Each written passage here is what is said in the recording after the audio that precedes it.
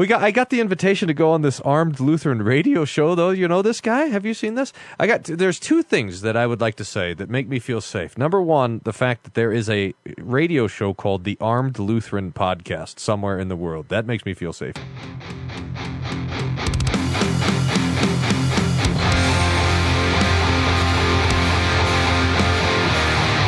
Bringing you law, gospel, and guns.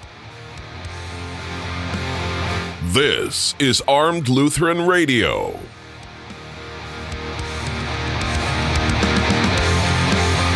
Hey folks, welcome to another episode of Armed Lutheran Radio, a show about guns, hunting, competitive shooting, the natural right of self-defense, and what God's Word says about the issues surrounding gun rights and gun ownership. I'm your host, Lloyd Bailey, the Armed Lutheran, and this is episode number 478. Thank you for making Armed Lutheran Radio a part of your week again this week. Glad to be with you. It's been a crazy time lately with a bunch of personal stuff going on. And crazy, we're in the midst of the volleyball season, the crazy season, as I like to call it. So things have been a little helter-skelter. And after this weekend, hopefully settling down just a bit, today is our online hangout for March of 2026. Just recorded this last week with the gang.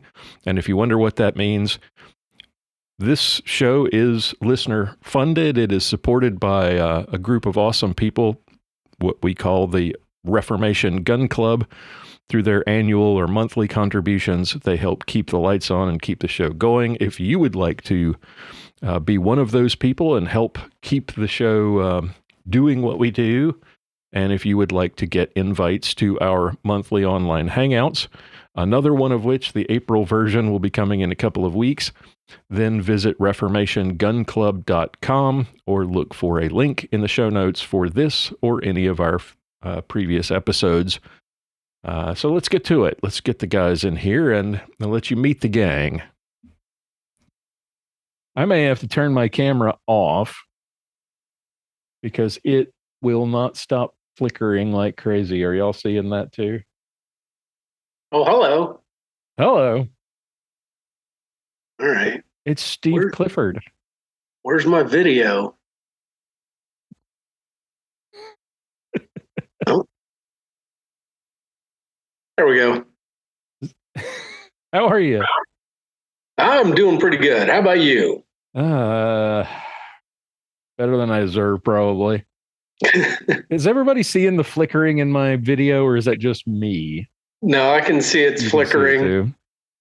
Yeah. All right. So you got the whole max headroom thing going on. Oh, I was going to say that. I think I will just turn the camera off for now, and y'all can look at the Armed Lutheran dude. David, how are you? Like doing the mug? Very well indeed. A little brand recognition there. Yeah. Stu, how are you? I'm fine. Look like you're trying to stay warm. In Florida. Are you having a cold spell? Well, we did. Gotcha. We had a weird one. Of course, we went to 80 degrees for, mid 80s for several days, and then went down to had a freeze warning all of a sudden. It was bizarre. Yeah. Global warming. Don't you hate it? Global something. It's Donnie's fault. That's from right. Minnesota or Montana. It depends where he's calling from. Well, it was. I was in Montana last week, but this week I'm in Minnesota again, and it was very nice today. But we're going back in the deep freeze and snow. Oh no! Of course you are. It's Easter. What else do you expect? I'm wearing a seersucker suit on Sunday. Yeah. Well, I got to get through Wednesday. This is my medical thing. I had an appointment with probably last appointment with my doctor here on today. Tomorrow's a prep day. Wednesday's a really nice colonoscopy. And Thursday is the dentist. So, and then next week is the dermatologist. You lined up all the fun stuff all in the same week. Well, I have to do some of this because we got to fit in 4 weeks from tomorrow is call day, and we have to find where he's going. And then I'm going to have double knee surgery sometime in the summer or early fall. Ooh, Yeah. both at You're going to do once. both at the same time? I think I want to do both at the same time Ugh. because we want to get out of here. Just get it over with. Well, we want to get to a state we can vote for where our vote counts. Oh, I hear you. It doesn't count in Minnesota? Not really. Well, if you're in the rural area, any place but the Twin Cities, you might be able to elect a decent U.S. representative, but the Twin City overrides everything. Yep. Well, don't move to Washington. I'm not. Tim's hiding out in Florida's the nice if forest. if you like heat. Yeah. Or Virginia. They're about to redistrict our entire state. You're becoming Dude. California East really fast. It's It is crazy. absolutely horrendous. Absolutely horrendous. The referendum that they're attempting to jam through us right now, if it passes, we go down to one of the most bizarrely gerrymandered states ever.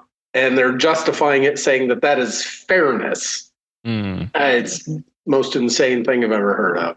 But I'm stuck. I'm here. Yeah.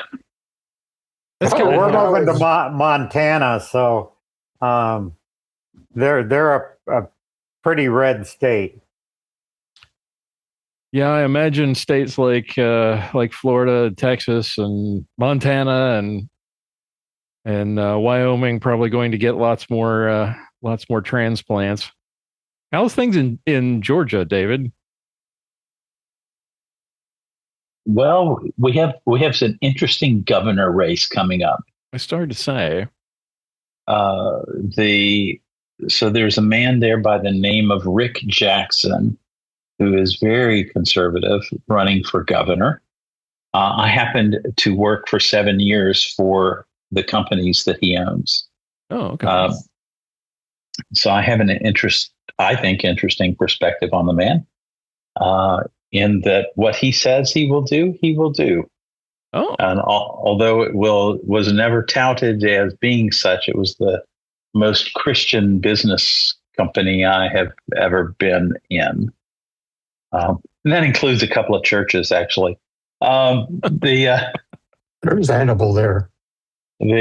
But so it's a very interesting race. So he's running Republican side against Burt Jones, who is Trump approved. But apparently Jones and Jackson were at one time friends, but now Jones is doing all sorts of kill shot, character assassination kind of things on Jackson. And some of them, which I would very seriously doubt to be true, having seen what Jackson is capable of. In 2017, he launched a new set of buildings for the company. And in that, and I was there physically, he said, "We want to do well to do good." And so his idea was to do well with the business so that they could do good things. He's a tremendous supporter of foster adoption, of foster care programs and stuff. And one of the buildings on campus is entirely dedicated to nonprofit organizations. And anyway, do well to do good. He said that he wanted to beat Chick-fil-A at charitable contributions. So don't know if you want to know about Chick-fil-A, but they are huge. Yeah. And he did. Oh, wow. Wow. And I worked for 7 years for one of those companies. So pretty interesting to me. He may be so conservative that he won't really get the opportunity, like other political figures I've seen that would really make good leaders. They didn't get the chance because they were actually too good. So maybe we'll see. Okay. Interesting race. So this Jackson guy has decided to throw the Reagan rule out the window about not speaking ill of fellow Republicans. Oh, no. He Jackson is playing by the by that, but the name but Jones is not. Jones, okay. Jones is not. Okay. Yeah. And so Jackson just sued him. Oh. Okay. For defamation. I haven't heard how that's going yet, but he's suing a guy for defamation, and he's and his the quote from the commercial is that there's no way in hell I would support Planned Parenthood. So nice. Okay. Stephen is playing with what is probably going to eventually be contraband in his state. What is is that what I think it is? It is. Who makes it? Okay, so I know we normally go around the horn talking about what we've been doing lately.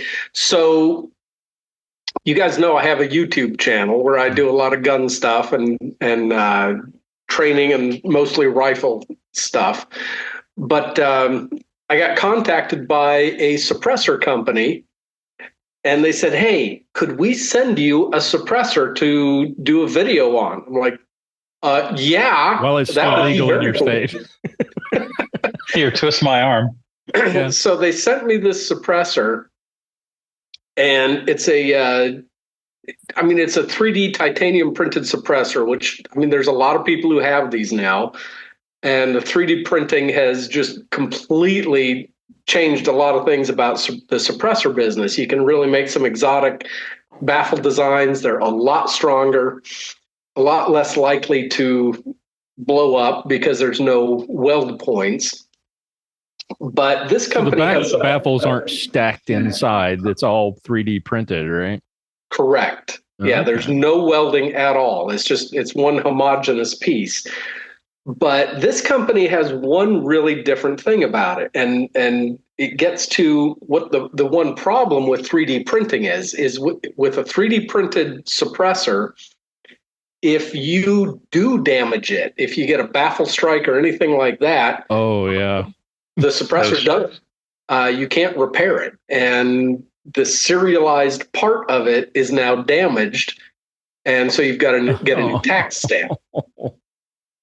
So this company came along and said, "Well, we got a solution." And I know this doesn't work for the podcast, but on video you can see here. This little band that's around it, that's a hardened stainless steel band, and that's where they put the serial number. That band, they can remove. And so you can, if you get any damage to the main body of the suppressor, you can send it to them. They remove the ring and slide it onto a new core and replace the core to it. And so you don't lose your tax stamp. The other part of that, though, is that this company, it's called Precision Armament, and Precision Armament, they've been in the business. They make muzzle devices, muzzle brakes, and things like that. They have for years. But as they start developing new suppressors, they will exchange your current suppressor with a new one for 1/3 of whatever retail price is. You just send it to them. They exchange out that serialized part of it. So right now, the tax stamp is $0, but that might not always be the case. Just as easily as they made it $0, a future Congress could very easily make it, $5,000 if they wanted to. Right. But this thing you can upgrade, you can exchange the core and only pay 1/3 of retail because you get to keep your tax stamp because your tax stamp is associated with that metal band going around it. And wasn't there a play in Virginia for that tax stamp to go to $500? There was, but they dropped It got defeated. Yeah, Yep. got defeated. That one actually never even made it out of committee. It never even made it to the floor. So for somehow or another, smart people convinced them that suppressors genuinely are a safety device. And the more I've shot suppressors, the more I've played with them. I don't know why anybody would shoot a rifle without one. I really don't. It's an absolute no-brainer. This thing weighs 9 ounces and it's 6 inches long. It doesn't even really affect the balance of the gun. Nice. Anyway, so that's been my gun stuff lately. Neat. You just picked up a subscriber on YouTube also. Cool. Thank you. So that's it's amazing how convoluted our gun laws are that force companies to come up with convoluted ways to get around the regulations. I mean, Yeah, and it's managing regulations we have and kind of protecting yourself against future stupidity, exactly. because it'll happen unless that there is a lawsuit right now trying to eliminate the whole idea of the stamp tax entirely. And if they do that, then we're a lot safer. But Yeah. as long as that stamp exists, a future Congress could just as easily turn it into a $5,000 tax. And now that it's zero, it should be a lot easier to get rid of, right? Yes, because right now the basis of the lawsuit says that, okay, how can you have, because the NFA, the National Firearms Act, is under the tax code. Mm-hmm. And what you do is you used to pay a tax to get a stamp to be able to get suppressors, short-barreled rifles and shotguns, and machine gun. That's why the NFA used to be before the ATF was under Treasury, right? And the Treasury the ATF, Department? Wasn't it the Treasury ATF is Department? part of Treasury, yes. Yeah. So the whole idea, when they passed that big, beautiful bill, they reduced the stamp, the tax went down to $0. Well, if it's $0, how is it a tax? And if it's not a tax, isn't getting the stamp completely moot? And that's the argument. And there's much better legal minds than myself that are arguing that. And they've got a pretty reasonable shot, but it just takes time to wind its way through the court system. And the Justice Department is not helping as much as they could. No, that's been disappointing. Yeah. Well, Not exactly the as much as they like to tout being the most pro-gun administration ever, they still do stupid things like defending the NFA at the Supreme Court. Well, and if you want to defend the NFA, fine, on things that have taxes, but these don't have taxes anymore. And if there's no tax, why is it there? Why do we have it? So yeah, hopefully that'll get resolved before they jack the tax back up to $5,000. But Lloyd, the people who want to tout being 2A friendly are different people than the ones who want to enforce all the little nitty gritty things that give them that little bit of power. Yeah. Yep. Yeah. Very true. Hey, Mike. From the frozen north, apparently. Not today. It was 83. Oh, wow. Chance of snow on Friday. Good. It's been a while. It has. Quite a while. What's up with you? What's new in your neck of the woods? You're in Janesville, Minnesota? Correct. Yep. I don't know. We got the insanity of, Minnesota. Yeah. You and Donnie and Pastor Bennett can commiserate. Yes, the insanity of there. But no, I don't know. Gearing up for work, getting ready for the spring. church has kept me busy.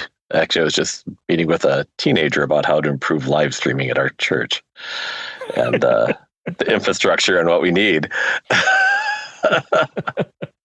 So, hey, I'm happy. Somebody's excited and wants to work and help figure it out. So I'm like, you're willing to put in the time, I'm willing to help. So very good. Go for it. Very so cool. Yeah, it's always nice to have people that like to do things and they're ambitious enough to do it and actually write up instructions for others. Yeah. Got to get the young whippersnappers in there to help us with the technology. Unless, of course, actually Steve, and he's got his YouTube channel tearing it up on YouTube.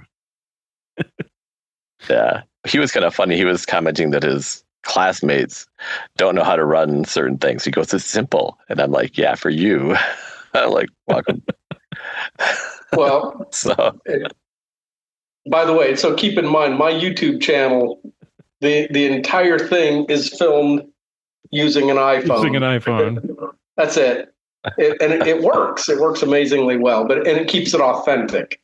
I don't know that authentic viewership is what you're really looking for in a live streaming, but probably not. But it works. The lack of polish can have its appeal in certain situations, but yes, you do want a polished presentation for a live stream.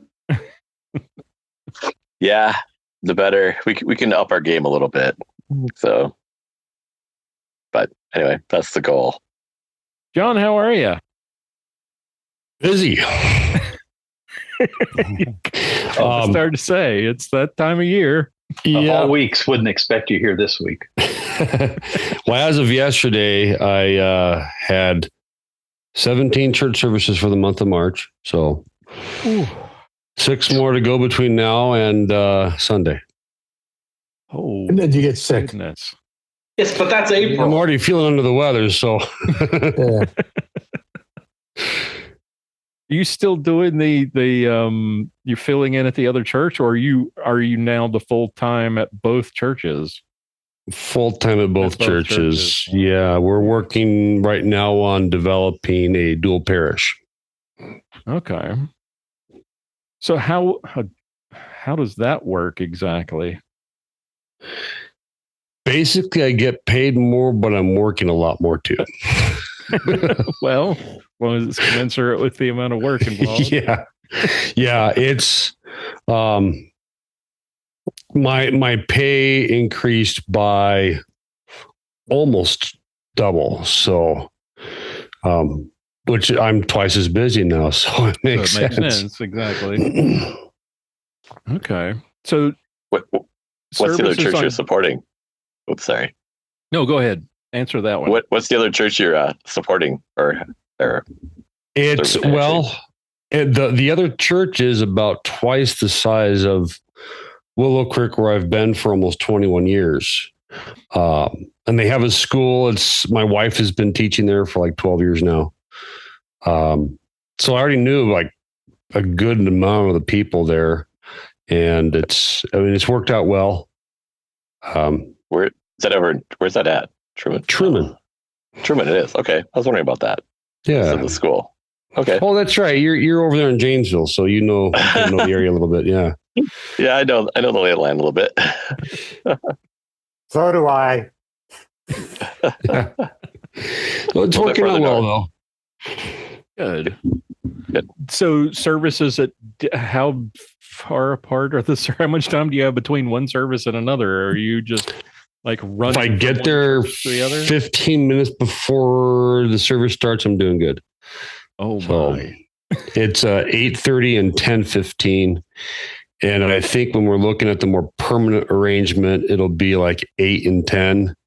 And then switching service times halfway through the year or whatever. Who knows? Maybe people will get like the service time they have and just stick to it. Right. I was talking to another guy from another church that they're in a dual parish as well. And they've been doing it for 20 plus years. And they've never switched service times. It stays the same year round. Okay. What about Bible class? That I don't get to do on Sunday morning. I've tried midweek Bible classes at Willow Creek in the past, and it just never took on. I have a women's Bible study once a month at Truman. It's their ladies' aid. I've talked about, hey, if you want midweek Bible studies, let me know. But right now we have a competent layperson that's doing the Bible study at St. Paul's. I don't have anybody at Willow Creek because Bible study just wasn't well attended to begin with. It's just something that people here haven't been in the habit of doing for a long time. Okay. Any interest in combining meetings like that between the two? Or how far are part of the two churches? 15 miles. Oh, that's not bad. Yeah. And it's all country roads. So it's not like, going through the Dallas Fort Worth area or something like that. Right. Where 15 miles is a good 45 minutes. Yeah. Yeah. Or Los Angeles, where I grew up. Oh, even worse. Yeah. All right.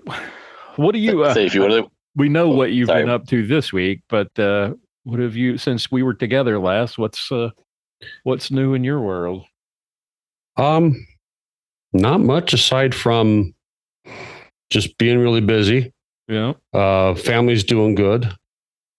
So how's your daughter at school? How's she enjoying her college life?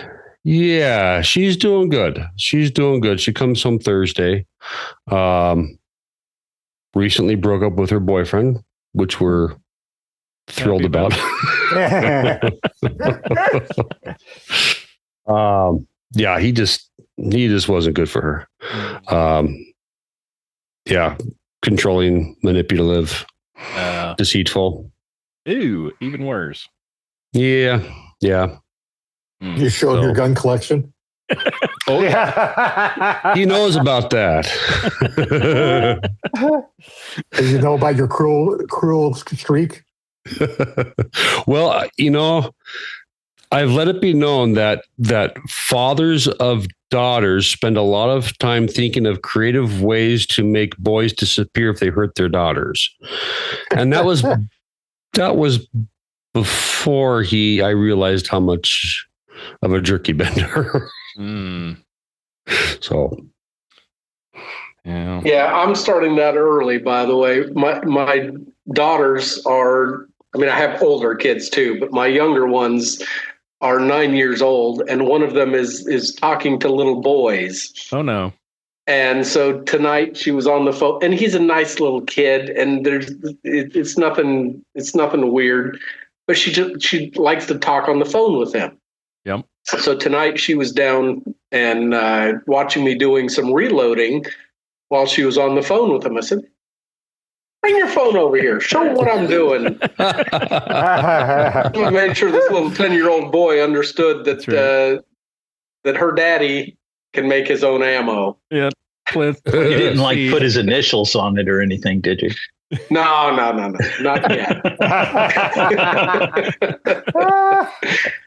So, I did contemplate writing when they first started dating anyway, writing his name on a round of double-aught buckshot and throwing at him and saying, next time it might be coming at you 1,000 feet per second. So.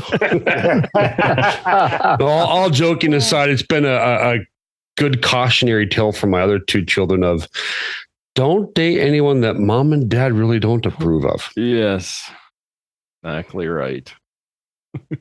I've heard the one where, and I've always wanted to do this, where, the boy shows up on the doorstep to pick the daughter up, and the first thing you do is toss around at him. So, just toss it so he catches it and say, they come at you a lot faster if she's not back by 10 o'clock.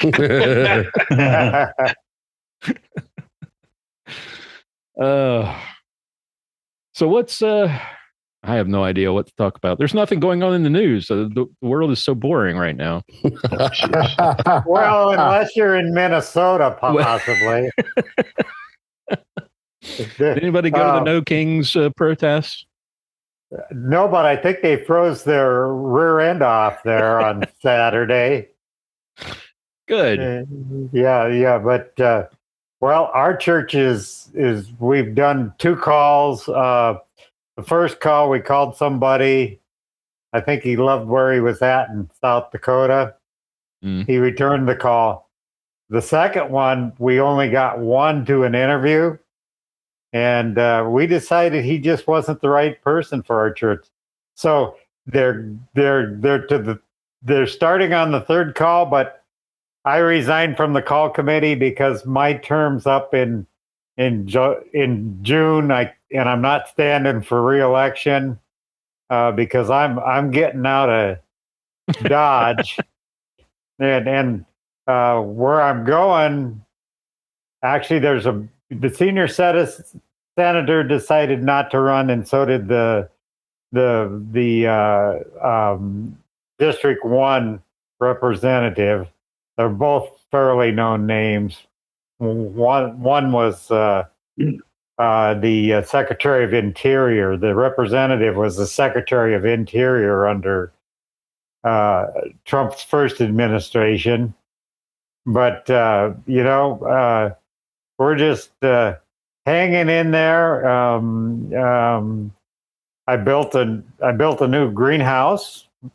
It's not very big, but it's really efficient, and if everything works the way I designed it, I can lift the top off of it and just use the bed inside of it. Then haven't done much shooting yet. I'm recovered from both hip surgeries.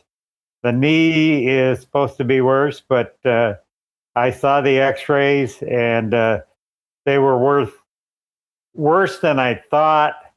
They have. I got both of them injected about a month ago, and that gives me 3 months, and then they can reschedule. But our schedule's up in the air until Peter has called like I said, 4 weeks from tomorrow. He's excited. It looks like he's going to a Western state. Okay. One that the district president didn't like people who were St. Louis grads, and they sent he says, "What about if we get you one that you can approve of?" And apparently, he's approved of it. And that's about as much as I can tell you. Steve's it's got looking like Steve. I think still. Do you still have a active call at your church? Did that ever get resolved?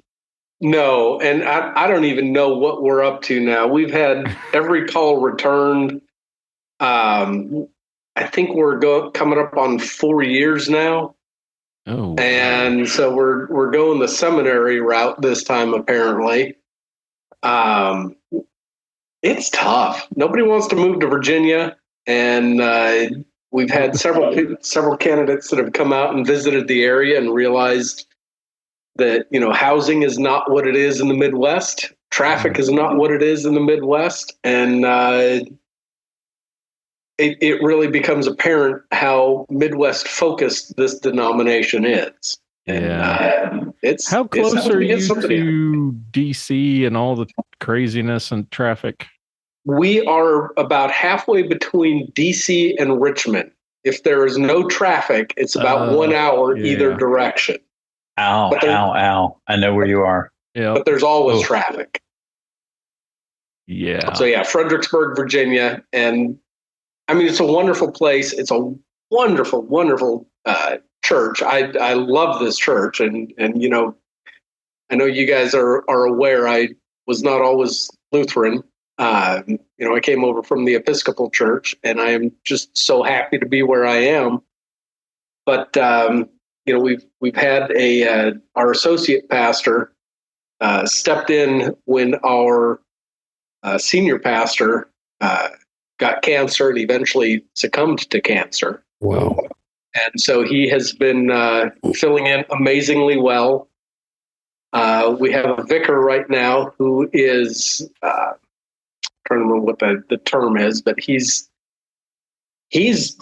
fairly old as well, and has just said, I'm not the long-term solution for this church. Right. SMP, SMP, is that what you're? Yes, SMP. Yeah. Yep. Specific Ministry something. Anyway, great guy. I love Vicar Eric. He is just absolutely. He's a great preacher. He's one of these brainiac types that keeps me engaged. But he's at an age where he's just informed us he's not the long-term solution either. Long-term solution either. Yeah. So we're never mind. Anyway, we're still looking, and we're going the seminary route this spring here. Okay. The nice thing about that is they can't say no. Yeah. Really good. It's selected for them. Okay. Well, that's awesome. They can say no. We could use a more permanent solution. Yeah. If they say no, they typically end up getting blackballed by the synod. Good luck getting it. They are doing a better job of trying to fit the candidates into the right areas, Yeah. Used to they'd send you out and go, oh well. And I'm seeing more and more pastors now, kind of like Pastor Bennett there, who stay. It's over 20 years now, isn't it, Pastor? It'll be 21 in July. It's tough. 20 years ago when I came out of seminary, there were twice as many graduates from the seminaries as there are right now. And there's approximately 1,000 churches that are trying to find a pastor. Yeah. It's tough. In a way, especially in this area, there is there's a pastor shortage, but in some places there is a surplus of churches. Where I live, most of these churches go back to the horse and buggy days where a person didn't go more than 5 miles to get to church. Every section of land had 4 families, and every family had 6 to 10 kids. Right. And now you might have 1 family per section. And if they have any kids at all, they might have 1 or 2. So population decline in this area is huge. So we have more churches than we need, but how do you tell churches, hey, you got to close your doors and start going to this other church? It just doesn't work that way. Yeah. Yeah. We've got one guy serving 4 churches right now over here. Yeah. One pastor. Oh, wow. Well, I can't remember his name. Pastor Sipe. Yeah. Pastor Sipe. That's right. Yep. Larry Sipe. Larry Sipe. Yep. Yeah, that's an interesting situation. Yeah. Well, and every guy I know who's retired is almost working full time. Helping to. Well, I know you got Rudy Maurer helping out there with shut-in calls, right? Yep, yeah. He's great.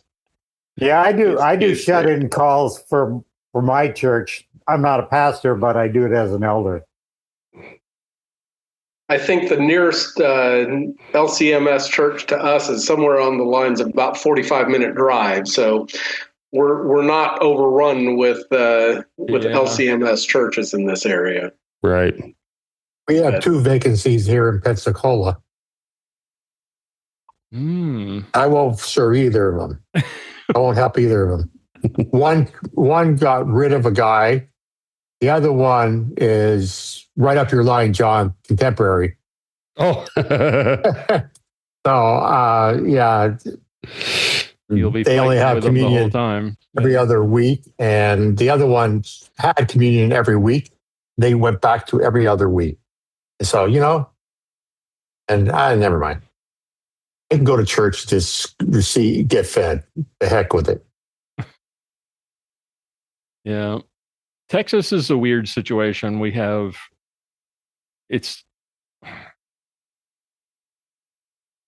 LCMS churches are kind of like Virginia spread out. You couldn't turn around and shake a stick without hitting an LCMS church in North Carolina where I was. But here, finding a church that's not close to an hour away is tough. And That's where you're at, Lloyd. Yeah. It's this part in North Texas, it's difficult. I could go north for almost an hour. I could go northeast towards where my son lives. Son and his wife live. That's about an hour away. Or I could go towards Plano for an hour. And our church is a mission church, a plant that we're now in our third home because we've had difficulties finding land to build on is not easy. And the last couple of places that we've been have been retail spaces, and the rent's been exorbitant. So it's caused us to rethink our budget and move. And now we're instead of 20 minutes away, it's 45 minutes away. So oof. Have they thought of possibly renting space from another church? That's what we ended up with. Oh, okay. We're actually it's an Indian Baptist church that in the mornings, and then we get to church at 11:30. And turns out after the elders met with their elders, they're closer to us theologically than anyone else we could have rented with. And it turns out the building is owned by a company that goes around buying churches before they end up being sold and turned into retail. Their whole business model is trying to save churches and then offering them up for rent to churches that need space. And that's a predicament for a lot of churches around here. A very noble business model. It is. And most of the churches around here don't look anything like churches. They look like, even the ones that are purpose built to be a church look like an entertainment center. It's really strange. Have you guys looked at any of the Seventh-day Adventist churches? I hear they're open on Sundays. Actually, I've known a couple starts of churches in my hometown that, including a church I was, let's just say before I can remember very well, but Seventh-day Adventist church, and they work great because they get a little money off of it, and there's been a lot of churches started that way. I grew up in that denomination. I'm not. Oh, I left that back when I was about 17 years old. But it seems like a pretty easy transition there, actually. But they're not using it. Well, as a bonus, anyway. You got to have bacon. Yeah. Just make sure you don't mix up the sacramental wine. They'd really have a problem with that. They don't drink alcohol at all. Right. No. No, they don't. They've got some different beliefs. Let's put it that way. So putting it mildly. Anybody who wants to listen to the chapel service on the Tuesday after Easter, my son Peter is the speaker at it. Oh, good. Nice. And our church actually has 3 people in seminary right now. Peter, that's awesome. Fourth year. Max is on vicarage in Indiana, and we have a guy who joined our church not that long ago, and he's actually a first-year student finishing up his first year. So every time I tell that when we did interviews, they go, "Your church is doing more for pastors than anybody else." Well, as small as our church is, we've got 2 seminarians, so one's getting ready to finish, and probably another in a year. So that's awesome. See if any of them want to go to Virginia. Help Steve out. That's right. I'll tell Lance next time I see him when he's home. You'll like him. He's a good kid. Well, one thing about different congregations sharing the same facility, this was brought during we had a lay theological symposium maybe a dozen years ago or so. And we had one of the professors, and he said that when you do that, there's always the danger of those who are weak in faith to be kind of allured by the other side, I suppose, by something they might like, some emotional reaction, and then you might lose them.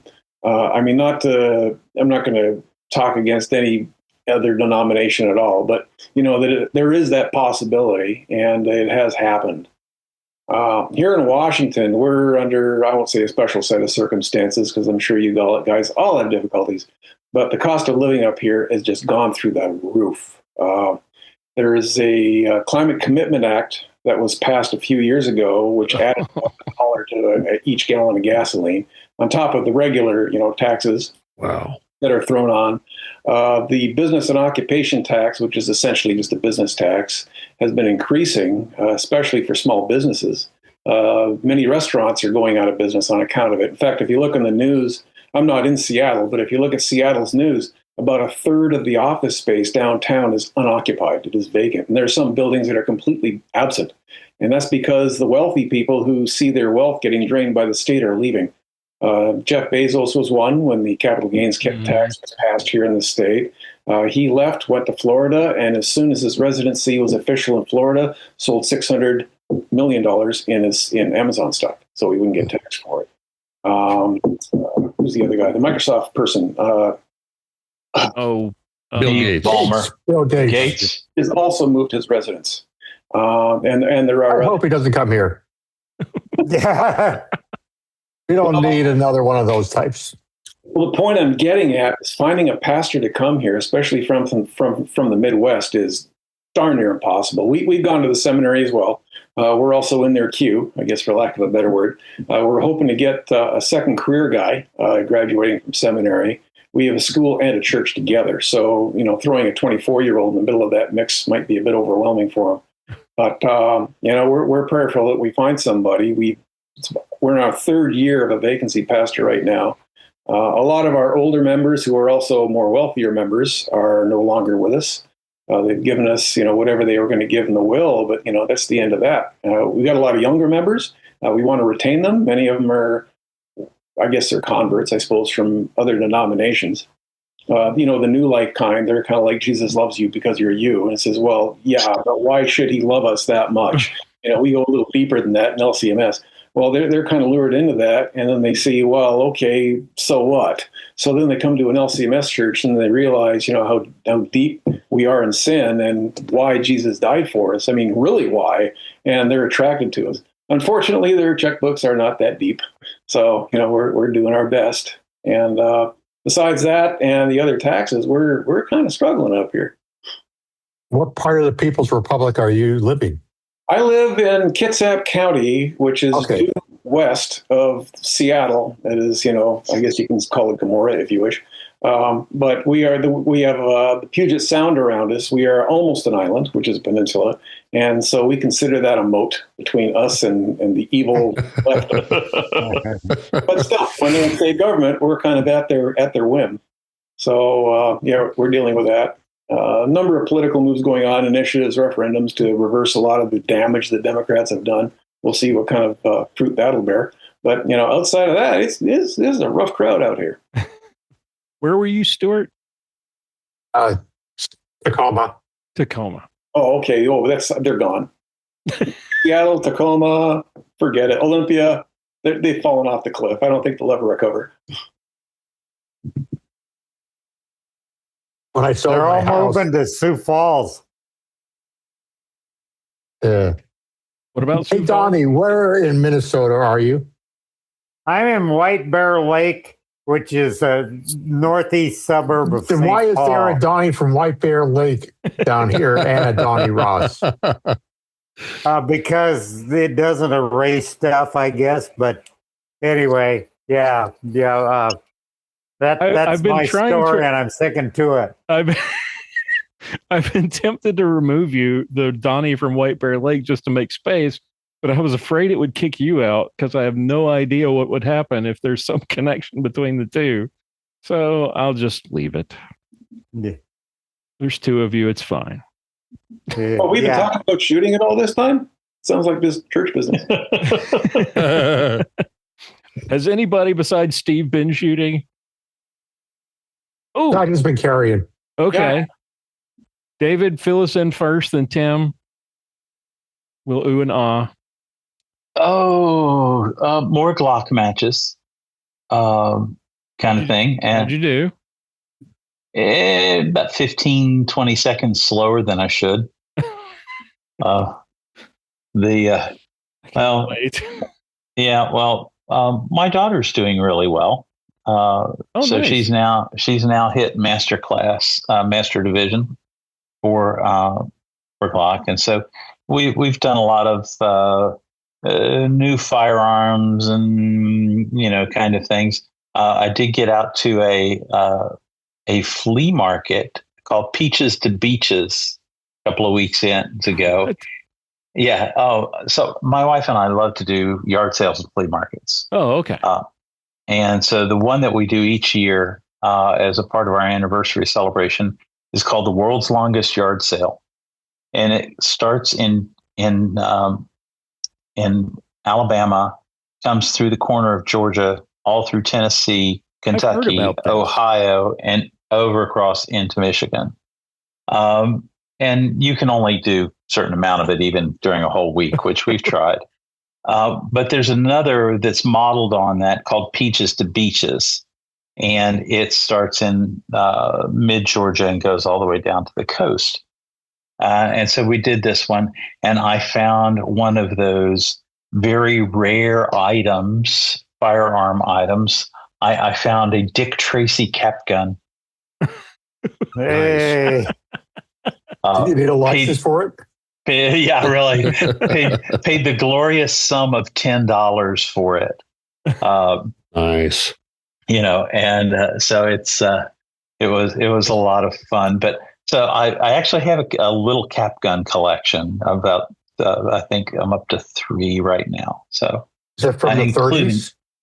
Probably 40s, but yeah. That old, and I actually, one of the cap guns that I have is one that I owned as a child. I have a picture. So that was from the 20s? Yeah. Ouch. Ouch. But the fun part of that is there was a picture with my brother and I. It was one of these little Roy Rogers sets of cap guns, and have a picture from early 60s, very early 60s. Of my brother and I with these cap guns in our hands. So a couple of years back, I went out and purchased a couple of those Heritage 22 single action. Those are so much fun. Oh yeah, and we recreated the picture. Those are illegal in Minnesota. What? Oh, really? Heritage. Yeah. Why? Because they're an alloy version, and Minnesota state law says they have to be steel. Yeah. Okay. Yep. Yeah. Oh, well, gentlemen, I need to get running, but it's good catching up with you all. Blessed Holy Week and a Festival of the Resurrection to you. You and too. to you as You well. too. Easter vigil. Same to you. Thanks for ministering to people, my friend. You're welcome. Thank you all. Have a good night. God bless the week, John. Thank you. Thank you. Yeah. Bye-bye. Yeah. All right, Tim. Fill us in. Oh, yeah. A couple of things. Number one is whiskey, and number two is shooting. I guess I'll start with the shooting first, since we haven't talked about that yet. I got a Model 19 Smith & Wesson. I thought it was sighted in. I brought it to the range, and for some reason it was shooting right and low. It's like, well, I don't know, is this me or not? So I went and bench shot it, and it was still shooting right and low. Okay, well, let's adjust the sights. Well, not understanding which direction to turn the screws for this thing, I have remarkably knocked that thing so out of balance. Oh, Lord. I have to go back again tomorrow because I ran out of ammunition. I did a little searching and figured out that you're supposed to go down and right, you turn the thing clockwise. And, you go counterclockwise the other direction. So based on that newfound knowledge, I will go back tomorrow and fix it. I also found out my daughter is seeing somebody. Well, I didn't find this out recently, but I did find out that he is really, really interested in shooting AKs. He lives down in the People's Republic of California, and he doesn't have that opportunity. And I said, come on down, kiddo. I got lots to show you.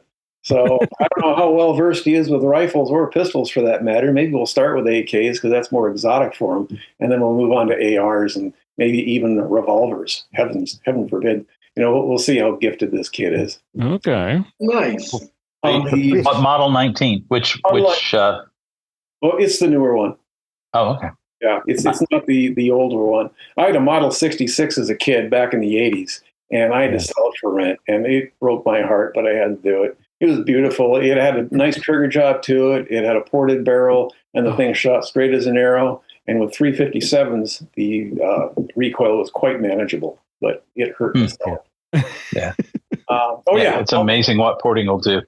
It is. Yeah, it keeps that muzzle down where it belongs instead of flipping up. But, I've just adjusted my grip, so I can do well with the Model 19 as well. On the whiskey front, usually I'm a Scotch guy, and, I like going over the various parts of Scotland. But I was at a friend's place last month. He lives in Tennessee, and he is quite the bourbon aficionado fan. How's that? Enthusiast. He turned me on to one bottle of bourbon, which was outstanding. 105 proof, so it's not something you want to chug like a beer, but it's called Colonel Taylor. I don't know if you've heard of it. I've never heard of it until I went down there. I didn't ask him how much the bottle was, but that is the best tasting bourbon I've ever had. It makes Jim Beam and Jack Daniels taste like soda pop. I mean, it is just phenomenal whiskey. So my brother lives on the Bourbon Trail in central Kentucky. Oh, very good. Mm. So I'm sure he's got quite a taste for it as well. This fellow I know. Not really. He's also a cigar guy, and he turned me in some really good cigars. He had cigars from one particular nation, which I shall not mention. I don't know if you two would hate me for it, but very exquisite as well. One of the brands, I don't think it was from there, but it might have been Henry Clay. I don't know if you all have heard it. Very good cigar, very, very smooth, burns very evenly. Anyway, it was great. Nice. Let's see. That's my whiskey and firearms adventures over the past month or so. So, Tim, I got a question for you. If you get a second for it, Sure. What are you guys doing on? I know you got a church security team. Yes. What do you guys do for qualifications? Do you qualify your people on a yearly basis? No, we don't. We are a team, but we're not. We're not formal in any way, but we do know each other, and we do train together. And there is a monthly action pistol shoot, which is similar to IDPA, but not really because it's informal. And we do train on that. As far as getting cues from each other, we've trained on reading people, not necessarily accurately, but you can tell someone who's really distressed and could be a problem. Whether they're armed or not is another matter. We've also trained on bad breath range disarms, both disarming from the guy who drew a weapon and also getting our weapon back from somebody who wants to take it from us. One wake-up call we had last year was during Palm Sunday. We had a homeless individual show up, and he wanted to get into the church. First, we wanted a bottle of water, even though the door was cracked. And when I came back with a bottle of water, he was inside the narthex, inside the church, talking to a couple of our female members. And I looked down on his belt line, and lo and behold, it was a revolver. I said, "Dude, you got to go." He says, "Yeah, but no. There's no but. You do not show up at a church with a firearm in your belt. No one knows you. You have to leave now." And he did. But it got people thinking, what if he didn't want to leave now? So, that's kind of the basis on which we train. But to get to your question, we do nothing official. We officially do not exist. We just understand the risks, and we understand who we are. Hey, jump in there. One thing I want to bring up to you guys, we don't have an official security team at our church, and that's intentional for a variety of liability and legal reasons. Right. There are a considerable number of people who are armed, and there are people who are very aware of who the others are. But one of the people who is in that group works for the federal government in a position in which he is privy to information regarding terrorist threats. And this past week, he said to me, "Steve, I can't say too terribly much, but keep your head on a swivel on Sunday. Apparently, there are some very, very specific threats that the government is aware of that seem to center around Easter Sunday. So for you guys that are keenly aware of security, this is a good week to be extra vigilant. Not that you aren't vigilant on every week, but this is the week to have an extra firm grip on what it is that you're doing and what you're looking for. So, Georgia says, I don't have any specific information or anything like that, and I don't intend to be fear mongering. But he's in a position where he would know, and he did say this is the week to be a lot more. And given guard. everything that's going on around the world, it makes sense. Yeah, well, the architecture of our church and how the parking lot's laid out and so forth is very advantageous. Just the shape of it. We have one door. Well, actually, all the doors are locked, but we do have a greeter. So we'll call him a super greeter, for lack of a better term. Lets people in, handing out bulletins, doing the greeting. We're an open church and all that. During the service itself, the doors are locked, and there is someone watching that parking lot the entire time. We know what weird looks like. So when weird happens, that's good. That's especially good. And we are in the same situation, and we've got several people who are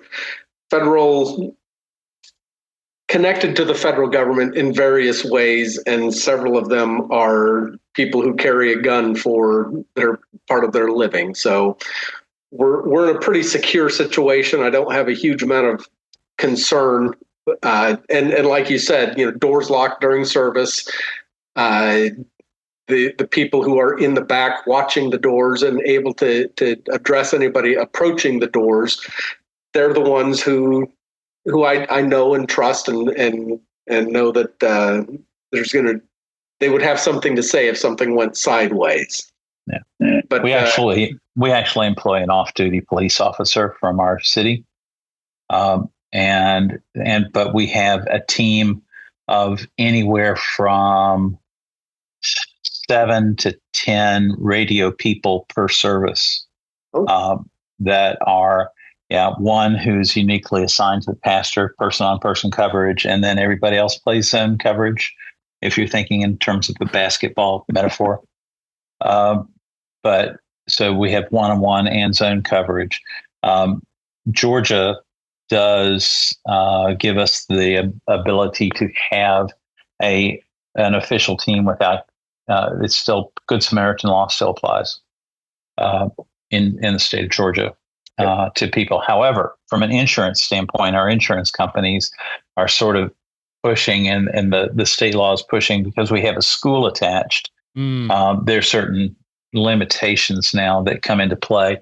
And one of the things that we're doing for our own protection, although it's not mandated, is we're taking a look now at retaining qualification scores for firearm usage, similar to what's called Georgia Post, Police Officer Standards and Training. And so we're looking now at doing that. And as an instructor, it sort of falls to me to sort of get everybody ready for that. So it's sort of interesting. 3, 7, and 15 yards, essentially 2 seconds per shot, 80%, effective zone hits is a basic standard there. Well, personally, holster draw. I've been trained by some rather prominent people myself. The others on our team, prior military, one of them was a member of a boarding party. He worked for a particular agency that was empowered to do that sort of a thing. So I know he might know boarding. I'm not exactly sure if he'd know, defense of a fixed position. However, like I said, we have trained in the past. We understand the law. We also understand that whatever happens, we are on our own from a legal standpoint. Us too. We are independent in our actions. So if we pull a weapon and fire it, we all know why we did it. And we also know that it was the only thing that we could have done. And we also know how to articulate that to a prosecutor and a jury if needed be. So Washington State has made it illegal to carry concealed carry insurance. And the way they justify that is they say you cannot insure an illegal act like murder. Well, wait a minute now. Self-defense is not murder. Self-defense is self-defense. However, we do have a state Supreme Court that is appointed by the current governor, and we've had Democrat governors for at least the last 20 years. So, from that standpoint, we know we're screwed. However, at the same time, our good friends at the Armed Citizens Legal Defense Fund is right there in your state. and they are now defunct. The current client base they had, they were kind of in limbo since 2018 because that's when the insurance commission said you are no longer authorized to sell new memberships. However, you can keep your current members. So they couldn't collect any dues or any kind of annual fee for many years. CCW Safe has since taken over their position. They've already told us that, yeah, that's true. You cannot buy CCW insurance in Washington. However, based on a prior agreement, if you get into a spot, give us a phone call and we will hook you up. So they're working on good faith on that. But nobody can buy CCW insurance in the state. Yeah. We purchase ours individually. Yeah, so do we. Most of us are U.S. Law Shield, which does cover you if you are involved in a church security team. Not all insurance does. So. Well, and I would love to have your training, Tim. I'd love to have your resources on that. That's awesome. Well, I got a Massey class coming up in July, and I know that guy. He's awesome. He is. I've had him for a couple of classes already. Man, there's nobody better. It's a big investment. He's not cheap, but at the same time, his information is just valuable. I shot a Glock match with him once. It was cool to watch him. Very cool. Yeah. I mean, the guy's 80, pushing 80, something like that. And the guy still shoots 300 on FBI tests. So, wow. Well, I brought up the safety issue at my church. And, a couple of things they said is we have a preschool in the church, and it's right by the main door. And there's some talk about moving it to a more secure position. We talked about locking the doors and having somebody there's two main entries to it, having somebody by the door, but the big thing is, well, you're not allowed to carry in our church. And I said, yeah, there are people who carry in the church. One open carries, but he happens to be a detective with the White Bear Police Department. But that's the only thing they could. Well, we need to get that sign up. And I didn't give them the information about the sign has to be specific size and everything.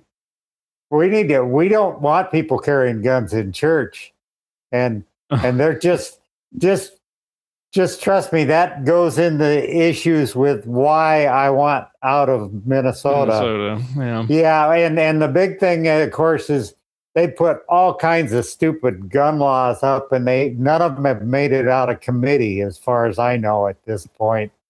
And banning AR round magazines and making it illegal they said it wouldn't pass the constitutional test because if they ban them, they have to pay you for them. And they just wanted to confiscate all of them. And you could move it to another state or turn it into the police. That was your choices. I mean, Donnie, what are they going to do, Donnie? They're going to go door to door to check people's houses to make sure they have no firearms? Oh, they would like to. I mean, there just happens the legislature's kind of split right now. It's a 50-50 split, exactly. Yeah. And it just that which I think is a blessing because that kept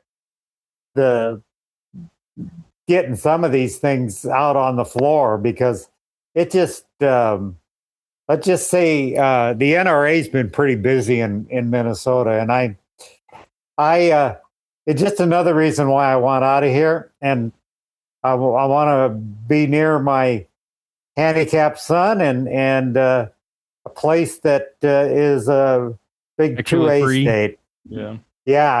I call it the People's Republic of Minnesota and the Free State of Montana. Well, before we go, as some of you may know, Steve turned me on to Texas whiskey.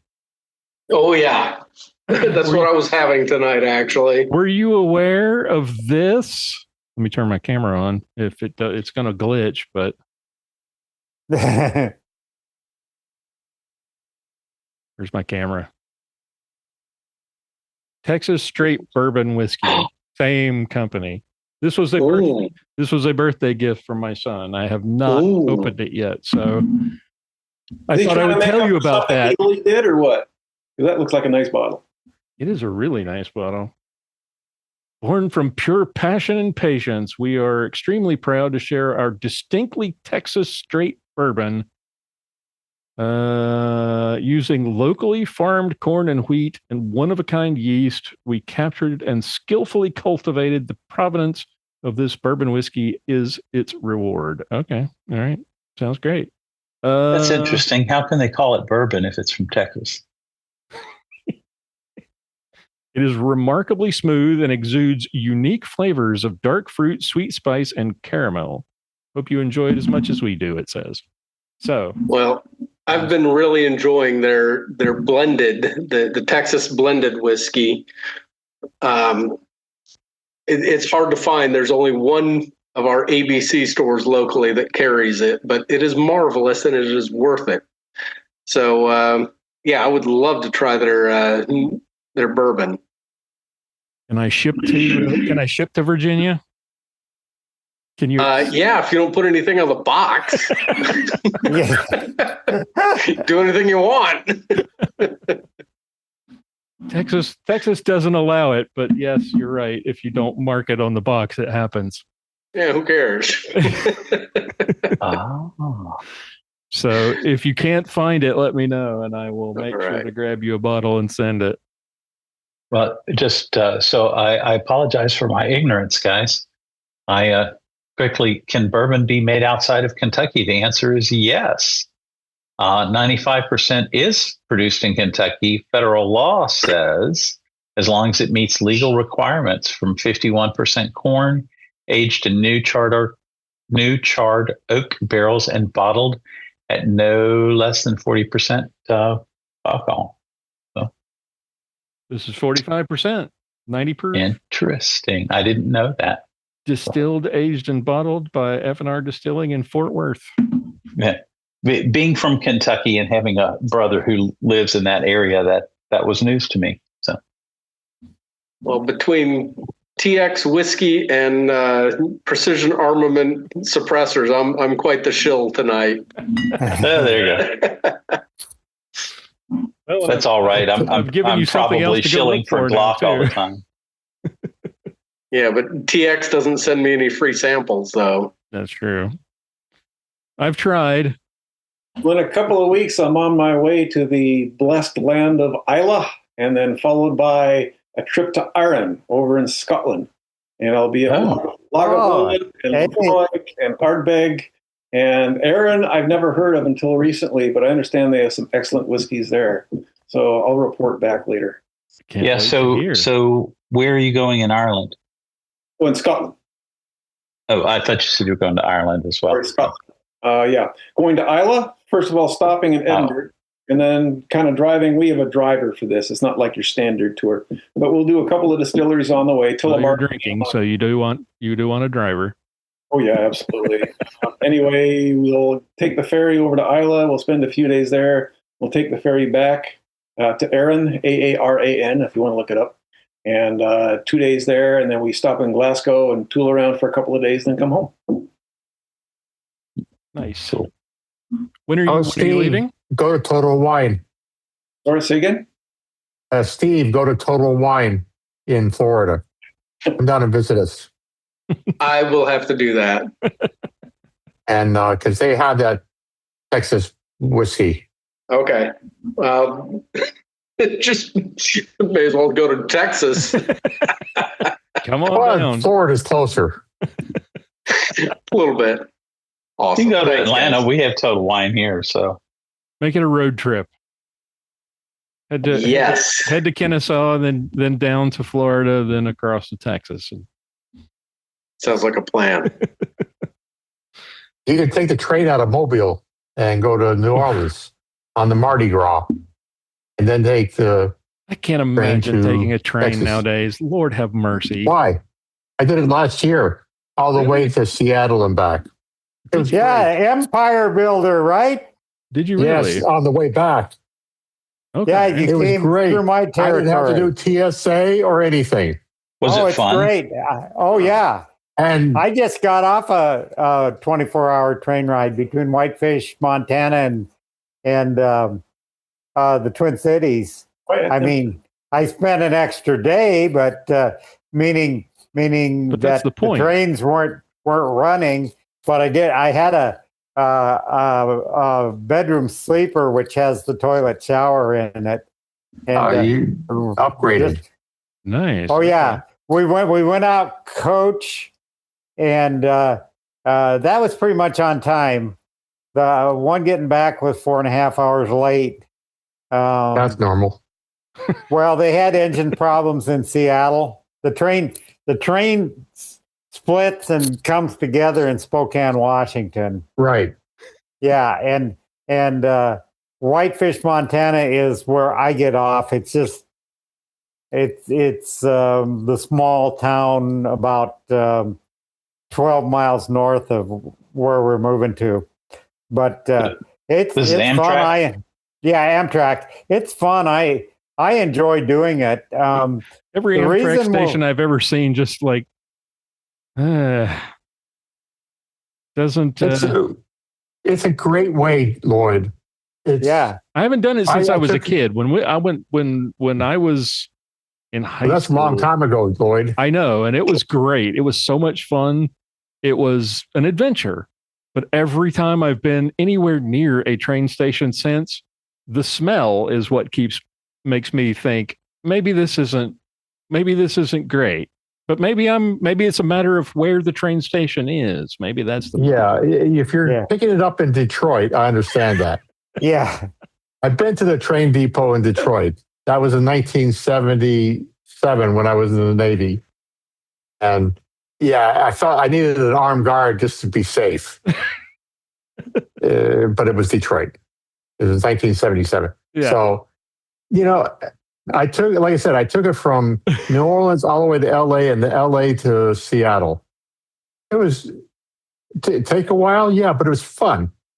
That's the thing. Yeah, that's what I've always thought was like, you can take your time, you can see things, and it's about the experience and not being crammed into a metal tube. And I'm retired. Yeah. And most of the people are really friendly. Really friendly. You meet new friends. Overall. Yeah. Sometimes. Not always. Yeah. Because when you eat dinner, you're usually eating with people. One time they were all speaking Spanish, and my Spanish is third grade and not that good. And they were not very friendly. But anyway, most of the time, Yeah. It was a great trip. Okay. All right. And then I got on a cruise ship. So yeah. And then All right. You prepare for it to be late. Yeah. But it wasn't. And that's the weird part. Okay. And my cousin was an engineer out of Portland for years. Okay. And on Amtrak. And so he said you always had to be wait for it to be late. But mine wasn't. And anyway. Allow for extra wait time. Okay. Yeah, and it's okay. Yeah. And if you have a compartment, food's included. So. Yep. And you get one free drink, alcohol drink. Yeah. On the way back, they weren't even allowing coach customers because the train was so full with the cancellations and the spring break people, that they would not. You could only go to the snack car if you were in coach. We took a couple meals when we leave here and we left here in coach on a Saturday night, and at just before midnight we got into Whitefish about 24 hours later, which meant there's a time change there. But it's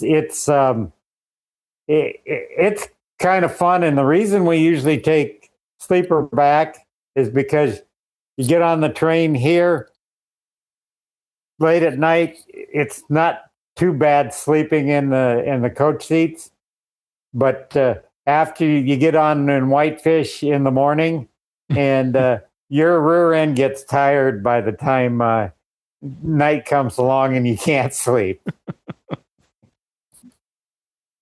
I imagine. All right. Well, I think that's going to wrap it up for tonight. But at least I know now that Amtrak is not terrible as I thought it was. It's not terrible. It's okay. It could be better. You're right. It's not the French railroad system, Gotcha. but the French have a fantastic system, but they go 160 miles an hour, right, or far faster. Gotcha. And they're on time. Yeah, we don't do that. No. We don't do that. And when we try, it always costs 10 times more than is budgeted and never gets finished. That's right. All right, guys. It was great to see all of you. I'm sorry my camera is being bizarre. Well, this picture is much better anyway, Lloyd. It does look Yeah. better. It does. That is for sure. Have a blessed Holy Week, everyone. All of you do the same. Blessings. Have a wonderful Easter, and we will get together again next month, which is only in a couple of days. So I will make sure that we do this. I'll plan it early enough that if there's a postponement for any reason, that we don't end up skipping a month. So I'll plan it for, let's see, we're going to Kansas City for a volleyball tournament, middle of the month, so probably the week after that. So probably, where's a calendar? Where's calendar? Why don't I have a calendar? I do have a calendar. I just can't find it. April. Oh, Earth Day. That'd be great. We'd celebrate Earth Day together. Maybe, yeah, probably the week of the 20th. Maybe even 420. Yeah, but no, the week of the week. No, we can't have y'all weeded out. That's not good. So maybe by the end of the week when you're all sober again. But probably that week. Probably post Earth Day celebration. And if you've been shooting, we can celebrate adding a little lead back to the Earth. Yes, need to do that. Definitely. All right. Thanks, guys. I appreciate it. Bye. Blessings to all of you. Have a good night. Yep. Night. For show notes, be sure to visit our website at www.armedlutheran.us. Check out the Facebook page, The Armed Lutheran, or join our Facebook group, Fans of Armed Lutheran Radio. If you like what you hear, please leave us a comment on our feedback page at armedlutheran.us/feedback, or a review on iTunes, and let us know what you think. Thank you for listening to Armed Lutheran Radio.